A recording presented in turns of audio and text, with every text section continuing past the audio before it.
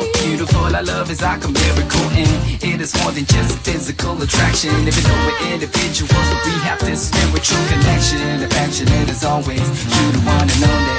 Baby, you can call me every time you feel you want me, and I'll be there for you, and I know you too.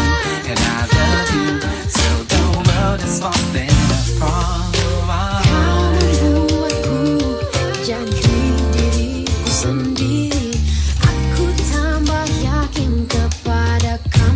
What? Who? Yeah.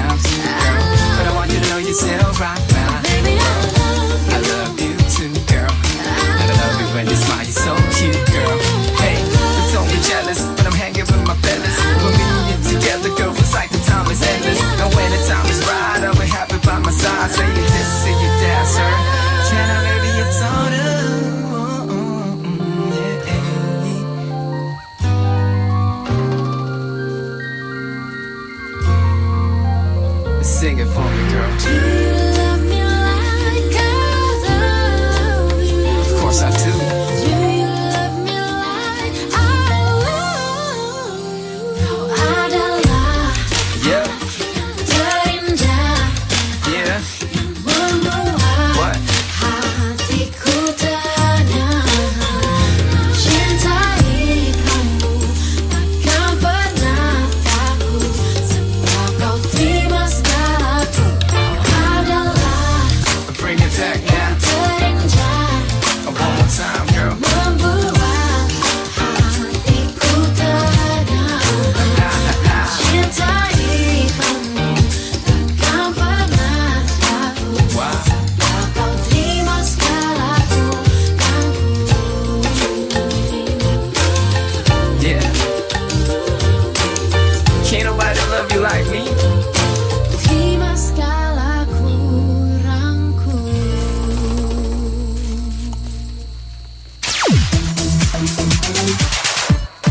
Assalam FM.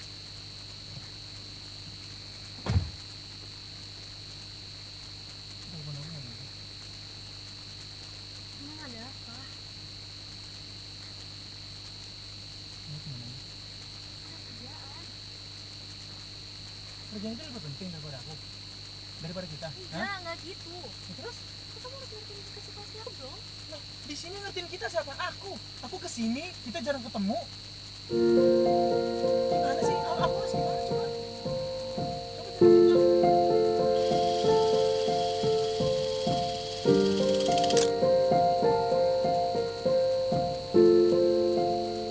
Ku di kiri, kau di kanan, tak searah jalan pulang. Sudah lama kita tak saling sapa. Ku berharap kau tetap ada, pertahankan cerita kita. Jika aku tak lagi sama denganmu, tak lagi saling merindu, kuatkanlah jalan tengah yang telah kita remuk. Renungkanlah bila aku tanpa kamu, bagai langit tanpa biru. Tak bisa ku bayangkan, tak lagi kau tempatkan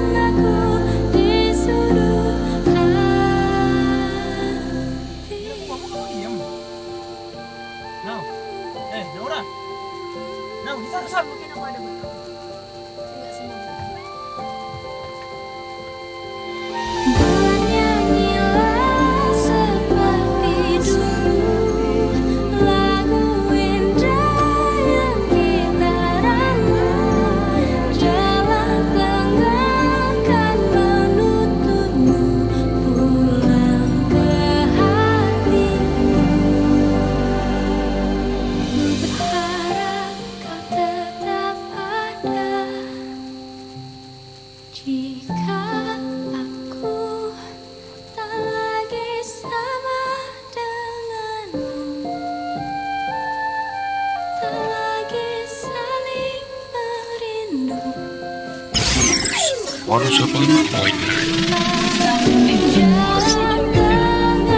yang telah kita rapuh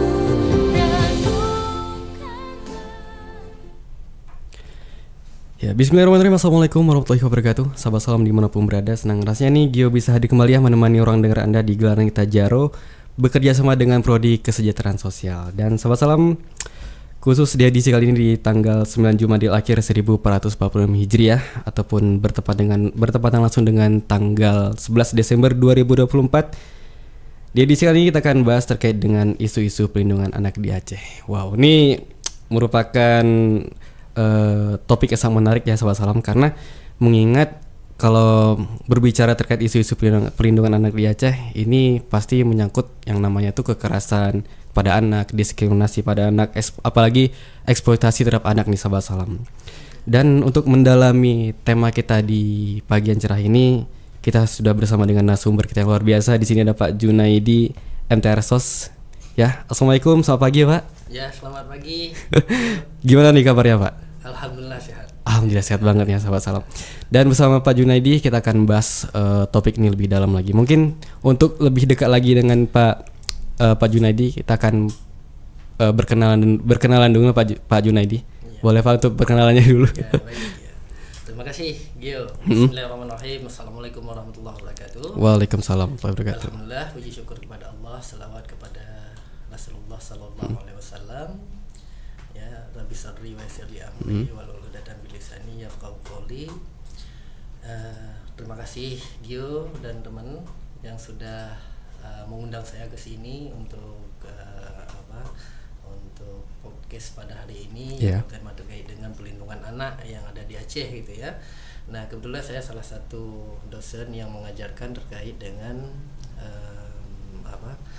isu-isu perlindungan anak gitu. Maksudnya meskipun memang di prodi itu nggak ada gitu kan sebuah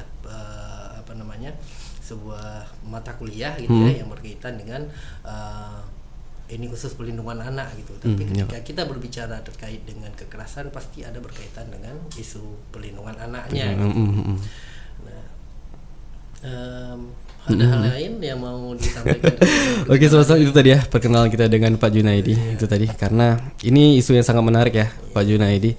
Dan untuk mendalami isu ini kita sebelumnya ada lagu bagus yang akan menemani orang dengar Anda sahabat salam. Stay tune terus di 101,9 Assalam FM atau streaming kita di www.radiosalam.com. Radio Salam, Radio Getanyo.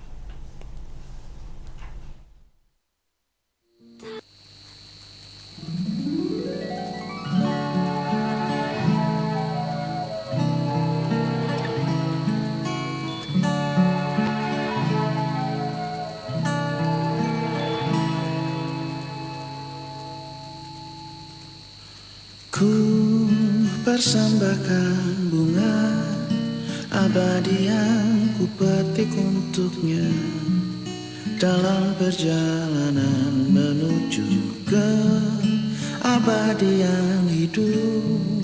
Hidup tiada duka, hidup tiada lara.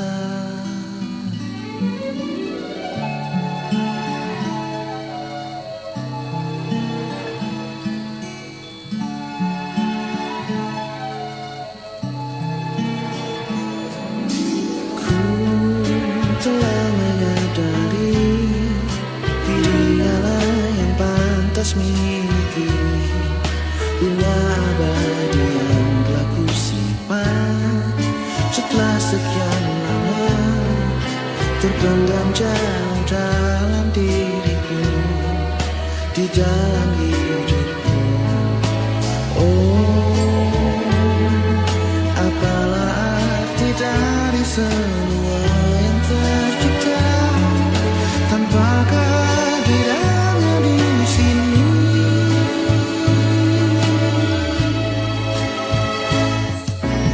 Oh, ku menembus ruang dan waktu, terjalin gelak tawa sedih dan merayu, bersanding bersama dirinya.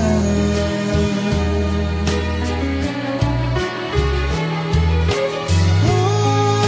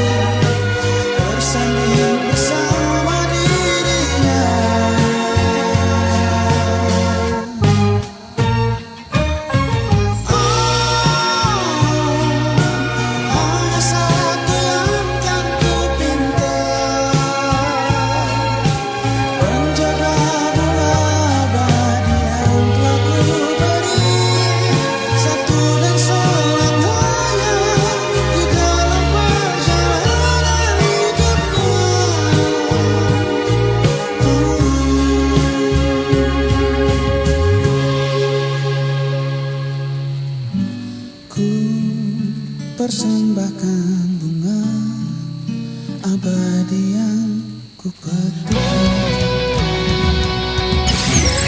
Want you to stay tonight.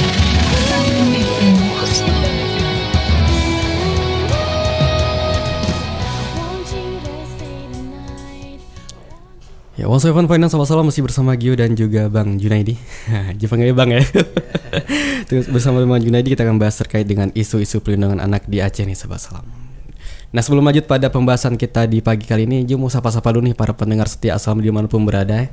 Nah, sama-sama bagi Anda yang sudah bergabung bersama kami melalui via streaming di www.radiosalam.com sama dengarkan, ataupun bagi sahabat salam yang sudah bersama kami melalui via frekuensi ya di 100,9 MHz, selamat mendengarkan. Dan apalagi bagi sahabat salam yang sudah menyaksikan kami di live YouTube kita di Radio Salam, selamat menyaksikan. Dan sahabat salam, kita akan bahas terkait dengan isu perlindungan anak di Aceh. Nah, Bang Junaidi, Ya. mengingat terkait dengan isu-isu perlindungan anak ini ya, Bang Junaidi, sebenarnya apa sih yang menjadi penyebab atau yang melatar belakangi isu-isu terkait perlindungan anak ini menjadi isu yang mesti cukup hangat di kalangan masyarakat kita gitu, Bang Junaidi? Ya. Sebenarnya kenapa isu itu sangat hangat dibicarakan? Karena memang setiap harinya itu memang banyak kasus-kasus yang terjadi gitu ya, baik yang terlapor ataupun yang tidak terlapor itu memang selalu muncul gitu kan, dan itu yang paling meresahkan di semua kalangan, terutama orang tua gitu. Orang tua ya. Apalagi misalnya kasusnya kekerasannya itu misalnya di lembaga tempat dia berpendidikan, apakah itu pendidikan formal ataupun informal gitu kan. Jadi bayangkan saja seorang orang tua itu yang memiliki anak dan dia memang menitip anaknya itu di salah satu tempat pendidikan formal ataupun informal seperti itu. Iya, benar. Nah, jadi ketika memang ada isu terjadi itu pasti orang tua ini merasa gelisah gitu kan. Siapa nih yang jadi korbannya gitu. Dan siapa nih yang menjadi pelakunya gitu kan. Nah, jadi ujung-ujungnya kan ini akan menyebabkan sebuah hilangnya kepercayaan bagi orang tua itu untuk memberikan anak-anaknya itu ke lembaga-lembaga pendidikan misalnya seperti itu. Dan banyak juga kita mendengar akhir-akhir ini juga isu kekerasan itu banyak terjadi di lembaga-lembaga pendidikan khususnya gitu. Nah, dan kita tidak menyebutkan lembaga apa gitu kan. Nah, jadi selain itu program-program pemerintah ternyata itu sangatlah marak ya, maksudnya sangatlah bagus untuk mencetuskan berbagai program itu untuk menangani isu tersebut gitu. Bahkan nggak cukup dari program di dalam negeri gitu kan, sampai ada lembaga-lembaga dari luar seperti UNICEF gitu kan, bekerja sama dengan LSM yang berada di Aceh itu juga menangani isu terkait dengan pelindungan anak. Anak. Dan saya sendiri juga sebagai seorang yang pernah bekerja dalam di program cekatan ya, termasuk dalam kegiatan isu terkait dengan kekerasan anak. Nama programnya itu terkait dengan positive parenting gitu ya. Positive parenting. Nah, jadi mulai dari pemerintah provinsi, kabupaten kota sampai kepada desa itu memang sudah sangat sangat bagus program sektornya ya. Karena yang menangani itu kan bukan hanya dari dinas DP3A aja kan, ada beberapa dinas-dinas yang lain juga berkaitan yang menjadi stakeholdernya gitu, dalam melindungi anak-anak dalam hal pelindungan anak. Nah, sehingga isu tersebut menjadi hangat karena memang mulai dari masyarakat di pedesaan sampai kepada di kota, mereka tahu bahwa isu tersebut memang sangat sangat fokus oleh pemerintah sekarang. Iya. Karena ini kan mencakup anak, karena anak kan masa depan bangsa juga. Iya. Karena kalau mereka mengalami kekerasan, tentu kan ini akan berkaitan dengan psikologi mereka ke depannya gitu. Iya, benar Pak. Benar. Nah, sebenarnya apa saja bentuk-bentuk kekerasan yang dialami seorang anak ini, Pak? Ya kalau misalnya terkait dengan jenis-jenis kekerasan, ada beberapa jenis kekerasan ya yang sudah di itu kalau misalnya menurut undang-undang itu ada kekerasan yang sifatnya secara fisik, ya, ada secara mental, secara seksualnya, kemudian ada secara eksploitasinya, gitu ya, dan ada secara penelantarannya gitu. Dan ada 5 isu kekerasan yang memang menjadi fokusnya gitu ya. Jadi kalau kemarin-kemarin memang yang marak itu yang cuma bertiga itu aja, ada kekerasan fisik, mental dan seksual gitu. Tapi akhir-akhir ini eksploitasi sama penelantaran ini juga sudah mulai dilirik gitu, bahwa itu juga penting ternyata, bahwa banyak kasus-kasus yang terjadi sekarang yaitu terkait dengan eksploitasi dan penelantaran. Gitu. Maka di mana mereka itu dikerja paksa gitu kok eksploitasi Pak ya? Ya, eksploitasi itu dipekerja paksa ataupun dia bekerja di bawah tekanan ataupun di tempat berbahaya, itu salah satu bentuk eksploitasi terhadap anak gitu. Wah, itu sangat menarik ya. Pak Junadi, terkait dengan tadi kan bentuk-bentuk kekerasan. Sebenarnya apa sih menjadi penyebab atau yang membelatar belakangi mesti maraknya nih kasus-kasus kekerasan eksploitasi pada anak ini? Ya, yang menjadi penyebabnya ya, banyak saya kunjungi ke desa-desa, ke kampung-kampung kita di Aceh di sini, baik memang ada hal kegiatan khusus ataupun memang dalam hal pendampingan mahasiswa gitu kan. Nah, jadi ada beberapa saya menjadi semacam fasilitator lah untuk kegiatan mahasiswa di kampung, dan kita sering mengangkat isu terkait dengan positive parenting gitu ya. Nah, jadi ketika memang kita melakukan membangun sebuah komunikasi dan kita memang berdialog dalam sebuah pertemuan, nah, jadi memang banyak isu-isu ataupun pertanyaan-pertanyaan yang mengarahkan bahwa kalau tingkat kesadaran orang tua sekarang itu sangat kecil terkait dengan positif parenting itu sendiri. Ya, itu yang menjadi salah satu penyebabnya gitu kan. Kenapa? Jadi sebagai orang tua kadang-kadang suka mengejas anak-anaknya itu nakal, gitu kan, ataupun dia jahat, dia itu nggak patuh, dia itu malas gitu. Nah, sebenarnya faktor itu bisa jadi seorang tua itu sendiri yang membentuk dia gitu. Nah, artinya gini, kita sebagai orang tua misalnya ayah daripada anak kita gitu kan. Nah, jadi salah satu yang menjadi kebanggaan dia itu di rumah yaitu kedua orang tuanya. Nah, ketika memang kedua orang tuanya itu dia tidak mendapatkan kebanggaan ataupun kehangatan, kelekatan, itu dia kan akan memberontak gitu kan. Nah, jadi bisa jadi si anak itu menjadi nakal gitu kan. Nah, menjadi nakal itu bukan memang karena dia itu tidak bagus dalam hal dididiknya gitu, tapi memang dia memang sengaja untuk membuat pemberontakan untuk mencari perhatian gitu. Nah, itulah yang menjadi salah satu masalahnya. Dan belum lagi ada yang semacam budaya kita di Aceh ini, stereotipnya gitu ya, bahwa ibulah yang bertugas sebagai menjaga anak gitu kan. Nah, kalau dipikir-pikir udah menjaga anak, udah mengerjakan bagian rumah gitu kan. Jadi peran bapak ini sebenarnya sangat sedikit, walaupun kelihatannya mungkin agak lebih berat ya karena bekerja di luar rumah, nggak tahu kita bekerja sebagai apa, tapi kan bisa jadi orang tua sebagai ayah itu hanya bekerja kan 1 atau 2 pekerjaan, sedangkan ibu mampu sampai mengerjakan puluhan pekerjaan dari pagi sampai sore gitu. Nah, jadi itu yang menjadi salah satu alasan kenapa si anak ini menjadi nakal gitu kan. Nah, ataupun menjadi dia memberontak di dalam keluarganya gitu kan. Karena memang pada dasarnya banyak anak-anak kita itu yang kurang mendapatkan perhatian daripada kedua orang tuanya gitu. Iya, benar banget Pak, karena peran orang tua tuh sangat penting ya untuk mendidik anak juga Pak ya. Iya, benar. Dan ini pun juga akarnya itu emang harus dididik. Misalnya ada orang yang orang yang menikah mereka harus di parenting dulu pendidikan itu Ya harus ya pranikahnya ya. pranikahnya. Pranikahnya benar. Karena itu mungkin itu salah satu penyebab jadi banyaknya kekerasan Ya, pada anak benar, itu. Ya benar. Nah, Sobat Salam, masih banyak lagi pertanyaan terkait dengan isu perlindungan anak nih ya. Jadi ada sebuah pertanyaan, Bang. Jadi sejauh mana perlindungan hukum terhadap anak menjadi korban kekerasan? Tapi jangan dijawab dulu, kita akan break dulu sejenak nih. Nah, Sobat Salam jangan kemana-mana, tetap stay tune di 101,9 Salam FM atau streaming kita di www.radiosalam.com. Radio Salam, Radio Getanya.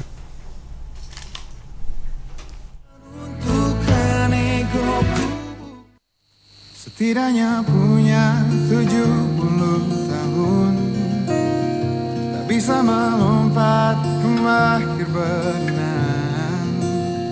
Bahagia melihat kawan betina berkumpul bersama sampai ajal. Besar dan berani berperang sendiri, yang aku hindari hanya senyum kecil. Otak ini cerdas, ku rakit perangkat. Wajahmu tak akan aku lupa. Waktu kecil dulu mereka menertawakan, mereka panggilku gajah. Ku marah, kini baru ku tahu puji di dalam olokan. Mereka ingat ku marah, jabat tanganku panggil aku gajah. Kau temanku, kau doakan aku, punya otak cerdas, aku harus tangguh. Bila jatuh, gajah lain membantu, tubuhmu di situasi rela jadi tamengku.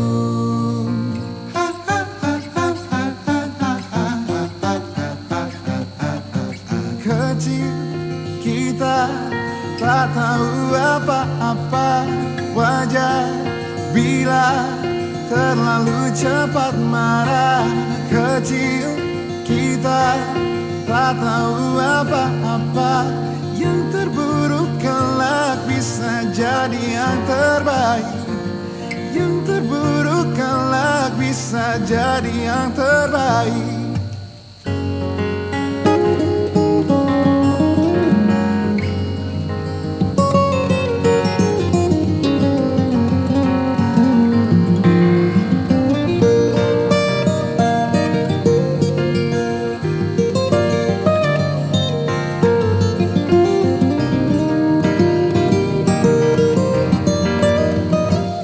Kau temanku, kau doakan aku, punya otak cerdas, aku harus tangguh. Bila jatuh, gajah lain membantu, tubuhmu di situasi rela jadi tamengku.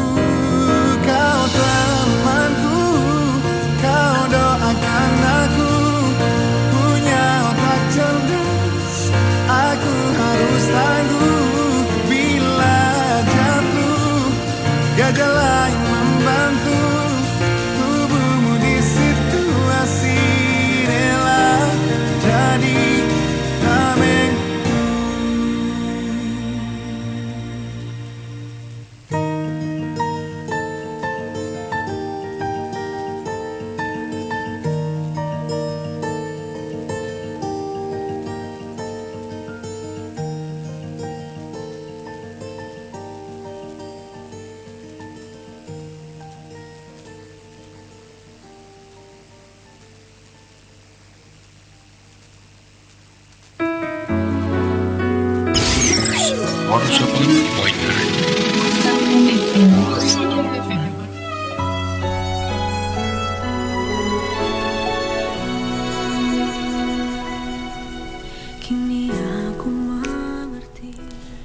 101,9 Salam FM, salam masih bersama Gio dan juga Bang Junaidi, dan masih pada topik yang sama terkait dengan isu-isu perlindungan anak, ya Bang. Dan tadi sudah bahas banyak ya, dan terkait dengan kekerasan pada anak, dan ngomongin soal kekerasan pasti ini ada tindak hukumnya nih, Bang Junaidi. Jadi menurut Abang nih sejauh mana nih perlindungan hukum terhadap anak yang menjadi korban kekerasan? Ya. Itu dalam Undang-Undang 35 tahun 2014 ya, itu memang udah dibuat secara lengkap ya, untuk isu-isu berkaitan dengan kekerasan terhadap anak gitu kan. Nah, undang-undang tersebut bukan sesuatu yang baru sebenarnya, itu hanya perubahan dari undang-undang nomor 23 tahun 2002 gitu. Nah, jadi diperbaharui lagi ataupun ada perubahan lagi di tahun 2014. Nah, jadi di situ disebutkan bahwa anak-anak itu harus dilindungi dari segala bentuk hak-haknya gitu kan, baik hak hidup, tumbuh kembang, perlindungan, partisipasinya gitu kan, itu hak-hak yang melekat yang harus dimiliki dan harus diberikan kepada anak itu sendiri gitu.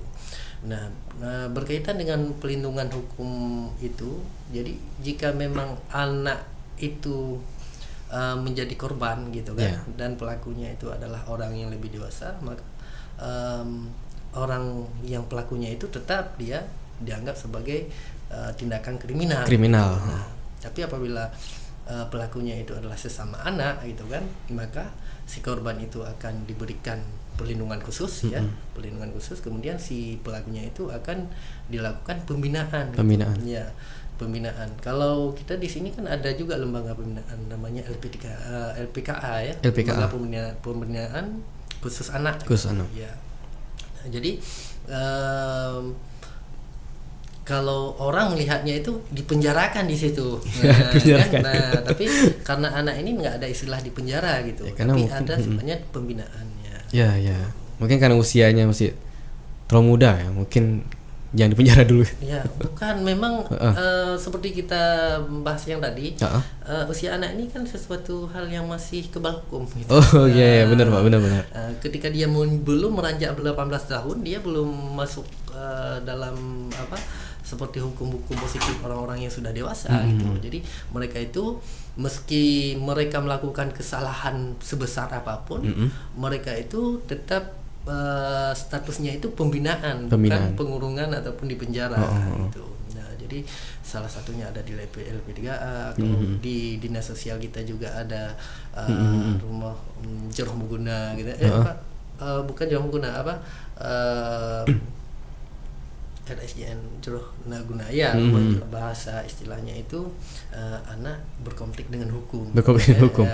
Jadi disitulah anak dilakukan pembinaannya. Jadi mereka dibina gitu ya? Ya, dibina ya. Jadi proses hukum itu tetap berlaku apakah memang pelakunya orang dewasa ataupun si anak itu sendiri. Ya, peradilan itu tetap diadakan gitu. Iya, benar banget tuh. Karena memang terkait dengan kekerasan pada anak ini nggak selalu terhadap yang lebih tua terhadap yang lebih kecil, bahkan sesama mereka juga melakukan kekerasan. Iya, benar. Itu melakukan perundungan atau bisa kita bilang kayak pembulian gitu, Pak. Pembulian. Nah, berbicara terkait pembulian nih, Bang Junaidi, sebenarnya apa yang melatar belakangi seorang anak itu melakukan perundungan terhadap teman mereka gitu? Oh ya. Kalau itu memang dipicu banyak faktor ya. Banyak faktor ya. Karena usia anak itu barangkali cara berpikir mereka juga belum belum normal seperti kita yang udah dewasa gitu kan. Maksudnya kan ketika memang kita udah dewasa, pasti kita mempertimbangkan sebelum kita cubit orang, kita cubit dulu kita diri sendiri gitu kan. Sakit enggak gitu ya. Itulah makna gitu kan. Nah, jadi orang dikatakan dewasa ketika dia sudah memahami ketika kita menyakiti orang lain, kita sakiti kita dulu, sakit enggak gitu. Nah, itulah yang menjadi semacam sebuah tolak ukurnya gitu.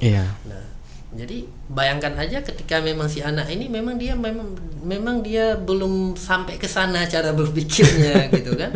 Ya, jangankan memang ada sentimen pribadi, dipancing-pancing saja sama temannya, mungkin dia mau juga melakukan hal perundungan itu.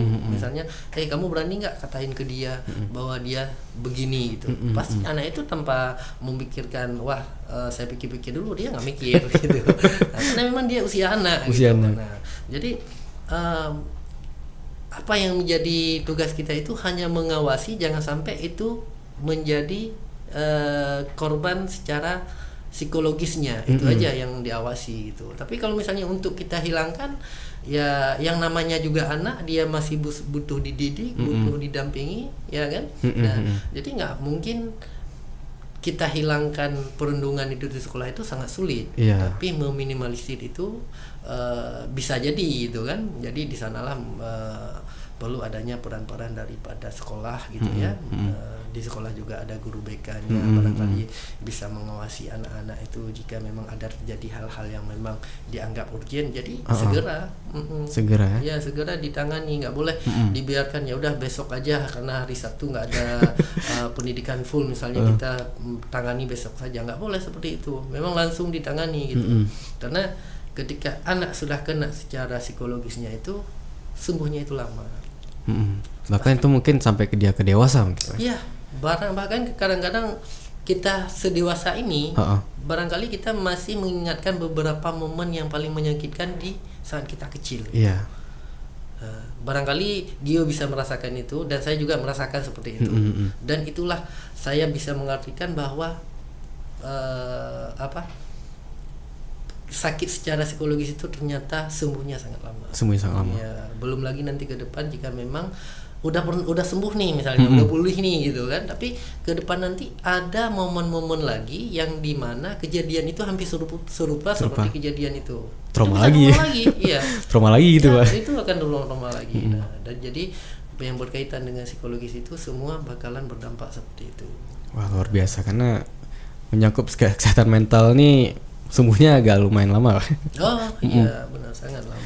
Nah, terkait dengan perundungan nih, pasti ini semua nggak lepas ya namanya dengan sosial media dan konten-konten negatif, karena kita mengingat anak-anak sekarang tuh sudah pandai main gadget dan bisa mengakses beberapa informasi. Nah, jadi gimana cara kita tuh melindungi anak-anak tuh dari penyebaran konten-konten negatif ini, Pak? Ya memang banyak platform sekarang ya yang memang menjadi sudah menjadi konsumsi anak. Gitu ya. Karena kita melihat orang tua pun kalau melihatnya anak nangis langsung kasih HP. Ya, benar. Dan itu memang udah jadi tradisi masyarakat sekarang gitu kan. Ketika ibu mau masak, mau cuci piring atau apa, tiba-tiba anaknya nangis, ya udah nih kasih HP misalnya.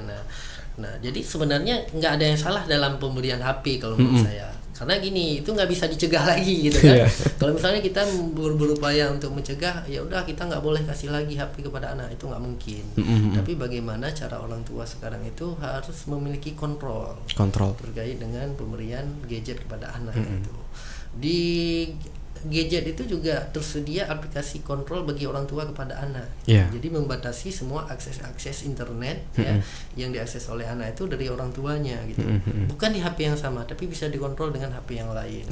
Nah, barangkali orang tua sekarang juga perlu mempersiapkan sampai seperti itu. Nah, jadi kira-kira anak mau mau download aplikasi apa misalnya, dia mau nonton di situs mana nih, jadi langsung terdeteksi sama orang tua gitu. Jadi orang tua juga perlu sampai memahami sampai ke sana untuk mengontrol anak. Paham teknologi juga, Pak. Ya. Nah, jadi benar kata Mas Gio, pengaruh perilaku anak itu sangat dipengaruhi oleh apa yang dia tonton sekarang gitu. Jadi apabila memang tontonnya itu bagus ya, banyak juga kan anak-anak yang memang mengambil sisi positifnya dari situ. Yang barangkali anak-anak yang masih PAUD, di mana anak-anak yang lain yang belum bisa apa-apa, barangkali dia udah jauh lebih bisa misalnya baik dalam hal pengenalan hurufnya ataupun mengeja bacaan-bacaan gitu kan, ataupun memahami dalam hal pengetahuan gitu kan. Nah, jadi banyak juga hal-hal positif sebenarnya yang bisa diambil dari penggunaan gadget itu. Tapi kembali lagi kepada kontrol dari orang tua itu sendiri. Ya, memang kontrol orang tua ini sangat penting ya, Bang Junaidi ya. Apalagi dengan teknologi zaman sekarang, dengan mudahnya mengakses informasi yang masuk, bahkan budaya-budaya luar pun juga masuk kita. Ini perlu peran orang tua untuk mengontrol tontonan anaknya nih. Nah, sahabat Salam, saya terus di 1,9 Salam FM karena pembahasannya makin lama makin menarik nih. Tapi sebelumnya kita rehat dulu, ada lagu menarik yang akan menemani orang dengar Anda. Sahabat Salam, stay tune terus di 1,9 Salam FM atau live streaming kita di www.radiosalam.com. Radio Salam, Radio Getanyo.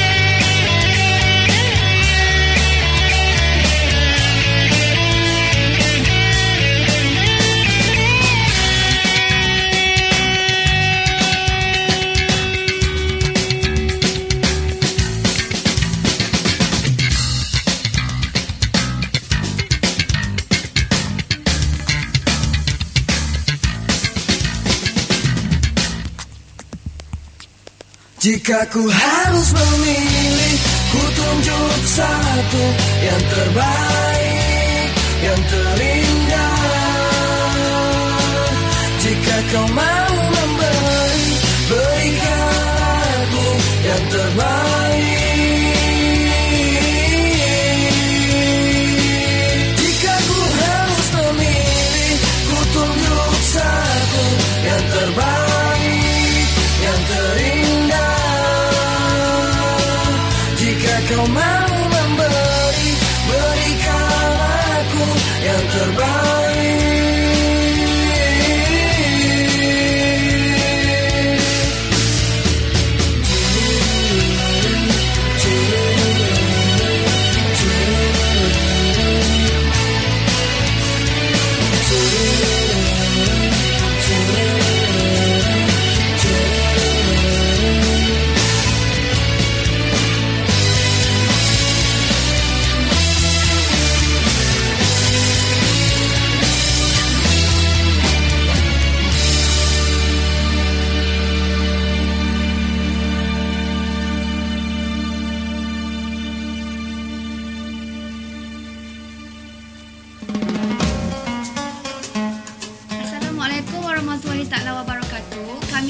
Universiti Pendidikan Sultan Idris Malaysia. Dengarkan beramai-ramai Radio Assalam pada frekuensi 107.9 FM atau boleh layari www.radioassalam.com.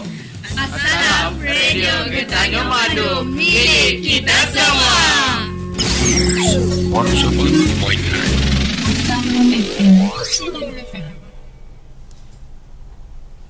Ya, One Seven Finance salam masih bersama Gio dan juga Bang Junaidi, dan masih terkait dengan pembahasan yang sama Bang terkait dengan isu-isu perlindungan anak, dan kita sudah bahas banyak terkait dengan isu perlindungan anak ini. Nah, salam ngomongin soal kekerasan dan juga isu-isu perlindungan anak nih. Jadi bagaimana nih Bang terkait kontribusi Prodi Kesejahteraan Sosial, karena ini kan mencakup dengan Prodi juga Pak ya? Iya, benar. Dalam menangani isu-isu atau kasus-kasus perlindungan anak ini. Ya. Kalau misalnya berbicara terkait dengan kontribusi itu berkaitan dengan peran ya. Peran daripada prodi itu sendiri apa nih yang menjadi yang menjadi tanggung jawabnya gitu kan di masyarakat, khususnya dalam hal isu terkait dengan pelindungan anak itu. Nah, jadi di dalam mata kuliah kita di Prodi Gesos juga itu ada yang namanya praktek yang berbasis komunitasnya. Komunitas. Gitu ya. Nah, di mana di dalam praktek tersebut juga mahasiswa diharapkan mampu mengidentifikasi permasalahan terkait dengan isu perlindungan anak. Gitu. Nah, karena sebagian besar daripada mahasiswa kita itu banyak mengambil praktiknya itu yang berkaitan dengan anak gitu. Nah, jadi Prodi Kesejahteraan Sosial ini juga melahirkan sarjana-sarjana yang mampu dalam bidang dalam bidang pendampingan sosialnya. Pendampingan sosial. Ya, kalau misalnya di Kemenaknya itu ada penyuluh agama. Ya, kalau kita di Fakultas Dakwah ini ya salah satu di Prodi Kisas itu juga bisa sebagai penyuluh sosialnya. Penyuluh sosial itu yaitu berperan bagaimana orang-orang tua itu bisa mengikuti ataupun memahami apa yang dimaksud dengan positif parentingnya. Nah, gitu. Nah, jadi kalau misalnya di penyuluh agamanya itu pendekatan agama gitu kan. Kalau kita ini lebih kepada pendekatan perilakunya. Perilakunya itu, kebiasaannya itu yang kita coba rubah gitu. Walaupun itu membutuhkan waktu yang lama gitu kan, tapi minimal adalah upaya-upaya yang bisa kita lakukan sebagai kontribusi dari Prodi Kisas itu sendiri. Dan itu saya memang udah sangat tepat ya, kalau menurut saya itu memang udah sangat tepat sesuai dengan kajian ilmu yang berada di Fakultas Dakwah dan Komunikasi ini. Wah, luar biasa menarik ya. Prodi Kesejahteraan Sosial ini mendampingi juga ya, terhadap orang-orang mengontrol orang tua.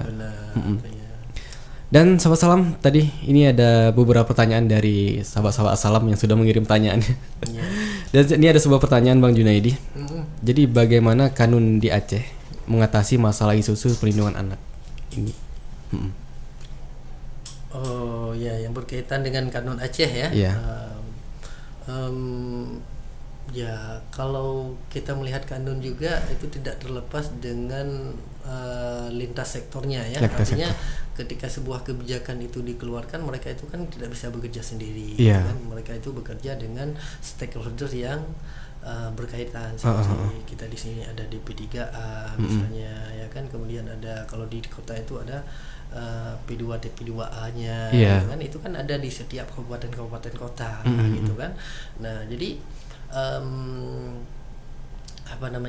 setiap kebijakan ataupun keputusan yang diambil ataupun yang dijalankan itu ya, kalau menurut saya itu sudah dilakukan dengan baik kalau sekarang. Walaupun memang seperti yang kita bilang tadi itu, semakin banyak informasi, semakin banyak penanganan kasus yang dilakukan, semakin banyak isu yang berkembang gitu. Nah, artinya gini, sebuah informasi itu menjadi marak karena banyak media yang meliput kan gitu. Nah, jadi kenapa isu itu menjadi berkembang dan hangat, karena memang akhir-akhir ini memang banyak media-media itu yang memang mengekspos terkait dengan isu-isu perlindungan anak itu sendiri gitu. Padahal kalau misalnya di isu pelindungan anak ataupun kekerasan anak itu sebenarnya udah jauh-jauh hari memang udah tinggi di kalangan masyarakat. Ya, gitu.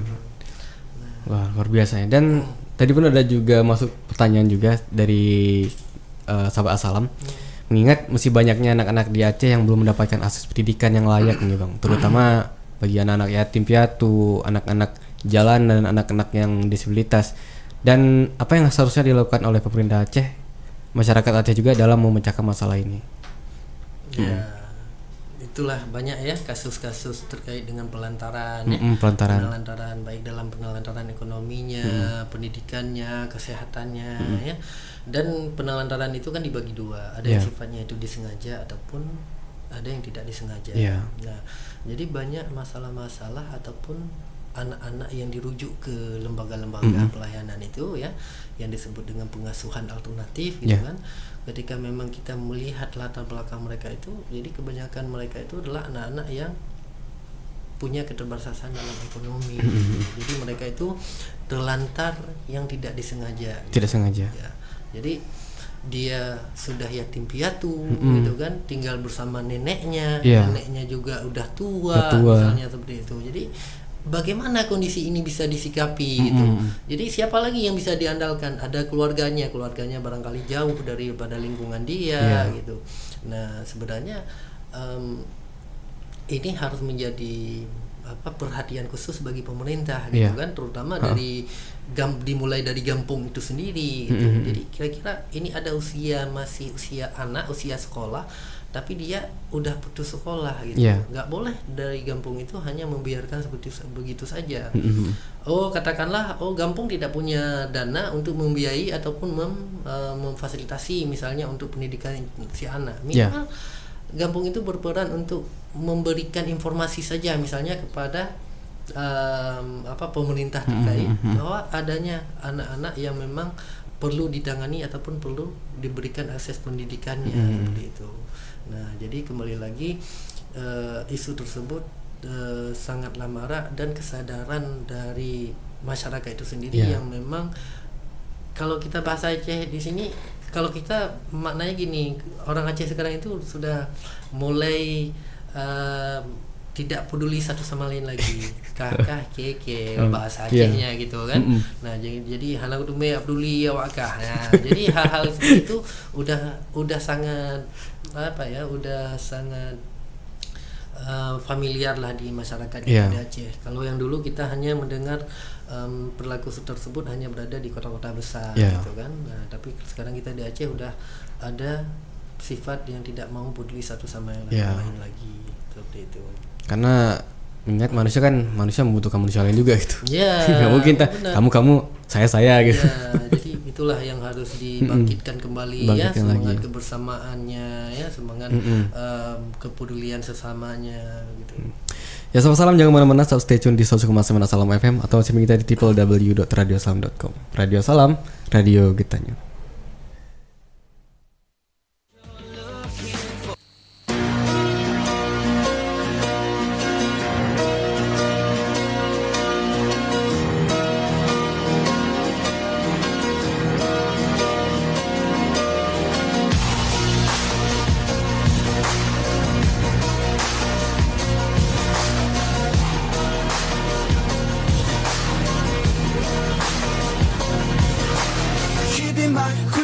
We were 16, we want the same things, we dream the same dreams, alright.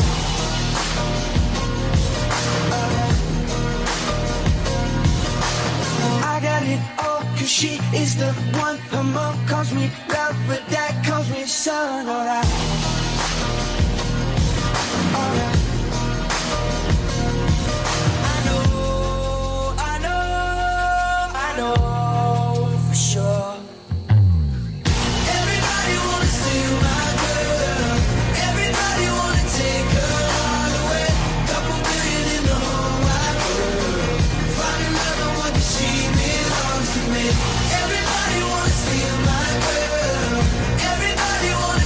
her.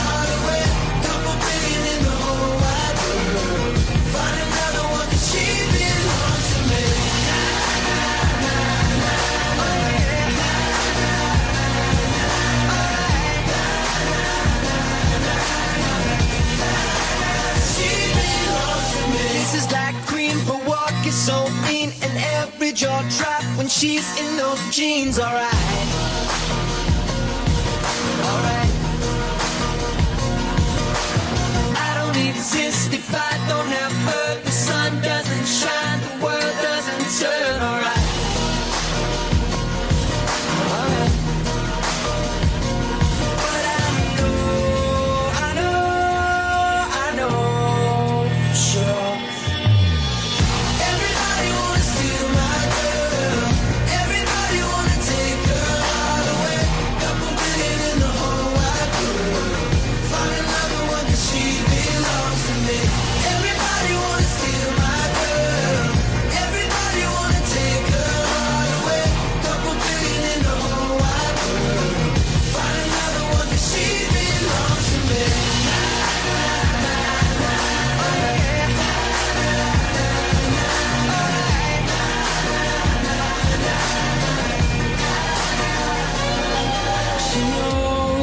She knows that I never let her down before. She knows that I'm never gonna let another take a love from me now. Everybody wants to steal my girl. Everybody wants to take her heart away. Couple million in the whole wide world. We'll find another one 'cause she belongs to me. Everybody wants to steal my girl. Everybody wanna take her heart away. Couple billion in the whole wide world. Find another one 'cause she belongs to me.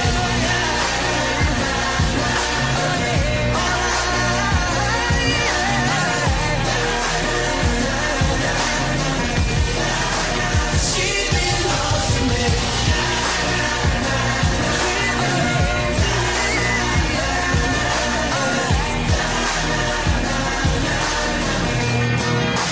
She belongs to me.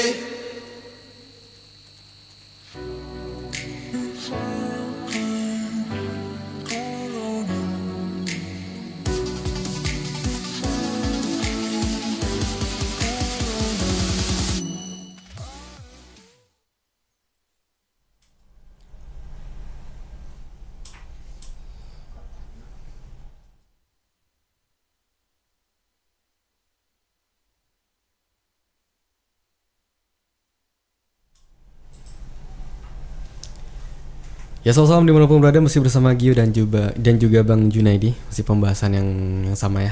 Dan tadi kita sudah bahas banyak nih terkait dengan isu-isu perlindungan anak nih. Salam sudah tidak terasa waktu sudah jam 11 lewat 5 menit. Sudah saatnya kita undur diri doang dengan salam. Tapi sebelumnya kita akan dengarkan dulu closing statement yang akan disampaikan oleh Bang Junaidi. Ya Bang, silahkan. Ya, terima kasih Gio. Jadi terkait dengan isu kekerasan anak di tahun 2014 ini ada tercatat 440 kasus ya, lebih kurang itu yang terlapor, terhitung dari bulan Januari sampai bulan Agustus. Itu berarti kurang lebih 8 bulan ya. Jadi setiap bulannya itu ada terjadi lebih 50 kasus berarti. Kalau hitungannya dalam 400 lebih kasus ya. Jadi kita harus menyadari bahwa kita di Aceh sekarang itu terkait dengan kekerasan anak itu sedang tidak baik-baik saja. Dan itu butuh memang perhatian semua kalangan gitu kan. Terutama dimulai dari keluarga itu sendiri, ruang lingkup yang paling kecil keluarga, kedua orang tuanya, keluarga terdekatnya. Itu butuh perhatian khusus terkait dengan perlindungan anak itu sendiri, gitu kan? Karena ketika memang ini tidak mulai dari dalam keluarga, jadi nggak mungkin pemerintah langsung hanya menampung anak-anak dari korban daripada kekerasan itu. Pemerintah juga punya keterbatasan dalam hal menampung ataupun memberikan pelayanan kepada anak. Jadi sebagai bentuk preventifnya ya dimulailah daripada keluarga itu sendiri. Nah, dan jangan lupa juga bahwa banyak isu kekerasan juga terjadi itu yang menjadi pelakunya juga orang terdekat. Ya, itu hampir 70%. Iya, itu terjadi bahwa yang melakukan kekerasan itu adalah orang terdekatnya. Nah, penting juga bagi orang tua untuk membatasi, terutama misalnya anak perempuan misalnya, ya kan? Bahkan ada seperti teman saya itu untuk membersihkan ceboknya anaknya itu nggak dikasih sama suaminya saking segitunya menjaga anaknya gitu. Nah dan saya kira apakah memang itu logis? Kalau saya pikir-pikir ya logis ternyata, karena memang nggak sedikit juga kasus yang terjadi juga sebagai orang tua, sebagai ayah kepada anak karena hal-hal kecil seperti itu. Nah, jadi penting bagi orang tua juga untuk lebih kontrol lagi dalam hal mengawasi anak, ya. Jangan sampai ya udah pergi aja rumah paman sebentar, ibu mau pergi kunjungan nggak lama, misalnya dari pagi sampai sore seharian tinggal sama paman.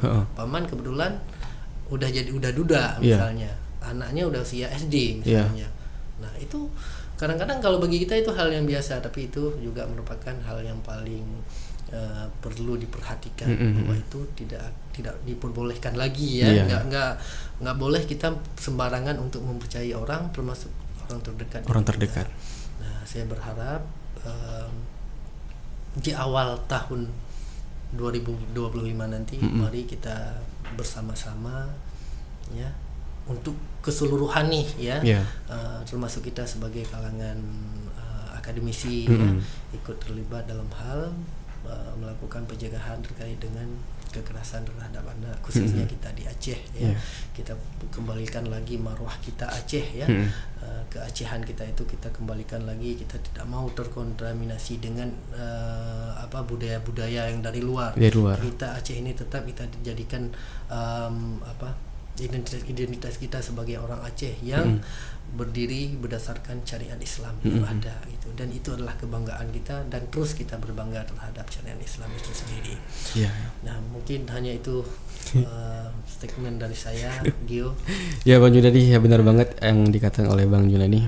Memang orang tua menjadi akar utama ya, dan memiliki peran penting dalam mengontrol anak, karena anak ini adalah masa depan bangsa juga. Kita nggak bisa kita nggak bisa untuk berpegang pada pemerintah aja. Peran orang tua jauh lebih penting juga, karena itu sumbernya gitu ya Bang Junadi. Dan salam tidak terasa waktu sudah jam 11:10 sudah saatnya kita undur diri di ruang dengan Anda sahabat salam, dan terima kasih kepada Bang Junadi sudah berhadir pada kesempatan kali ini. Pembahasannya luar biasa banget nih, dan semoga dari pembahasan ini bisa bermanfaat bagi sahabat salam nih para pendengar. Dan terima kasih juga pada sahabat salam yang sudah mendengarkan kita dari akhir ya, 1 jam lamanya kita membahas terkait dengan topik menarik ini. Dan langsung saja dari Jalan Siap 22 lantai 2 Gedung Fakultas Dakwah dan Komunikasi UNARA Nirban Aceh. Alhamdulillah, wassalamualaikum warahmatullahi wabarakatuh. Waalaikumsalam warahmatullahi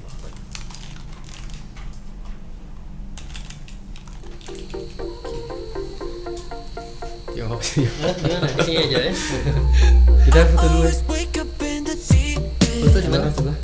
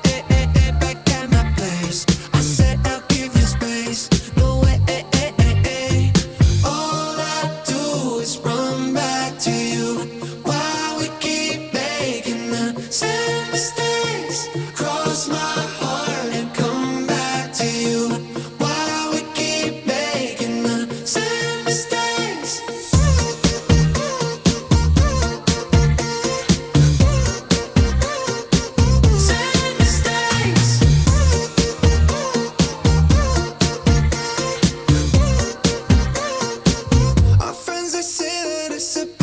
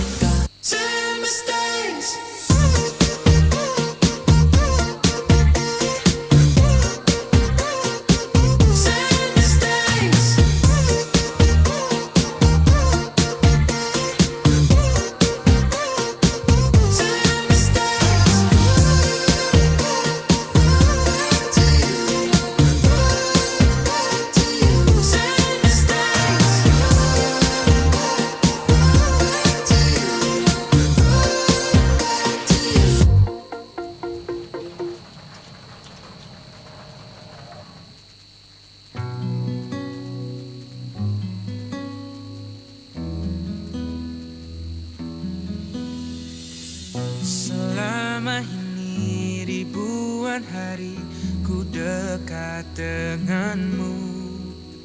Lewati berbagai hal ku ada di sisimu. Tanpa kau tahu perasaanku padamu. Sendiri ku berharap memberi kasih walau tak kembali. I may be not yours and you are not mine, but I'll be there for you when you need me. It's only me, believe me, girl, it's only me. Yeah, it's only me. I will always be the one who pull you up when everybody push you down. It is only me, believe me, girl, it's only me. Yeah, it's only me.